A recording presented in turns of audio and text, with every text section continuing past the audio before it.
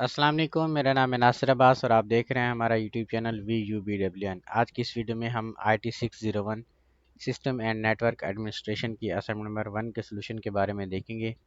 इसकी जो due date हमारे पास है वो 4 मई है।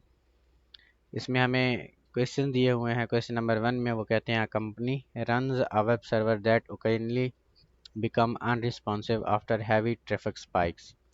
The system shows high CPU usage and enters an unstable condition before crashing. Explain the different system states involved in this scenario and how an administrator should manage state transition to manage stability. तो इसका जो हमारे पास answer है, क्योंकि teacher ने नीचे कहा हुआ है कि आपने बुलेट पॉइंट्स के अंदर इसका जो है आंसर देना है। Concise and to the point होना चाहिए आपका जो आंसर।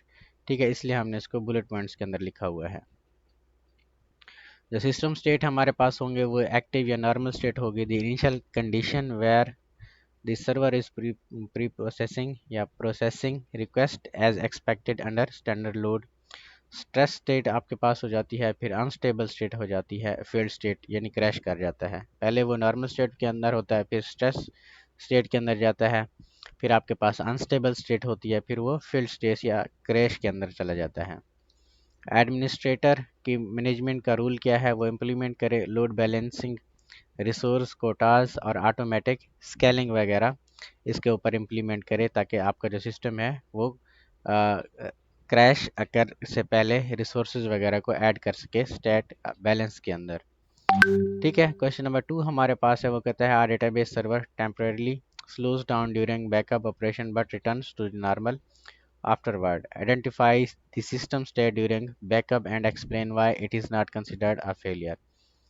हमने जो आपके आंसर हैं वो जो आपके हैंडआउट्स वगैरह थे, हैंडआउट्स तो नहीं है इस सब्जेक्ट के, लेकिन जो स्लाइड्स वगैरह थी उसमें से हमने देख के निकाले हुए हैं। Regarding the database server slowing down during backup operation, system state ये आपकी डिग्रेडेड स्टेट या मेंटेनेंस स्टेट बन जाएगी। Why it is not a failure, the system is still functioning and performing its intended common purpose, albeit at a reduced speed. Procedures like backups are essential components of system administration to ensure long-term data integrity. A failure implies a total loss of service. ये failure इसलिए नहीं है क्योंकि failure अगर होता तो सारी की सारी जो सर्विस है या डेटाबेस है वो बंद हो जाता।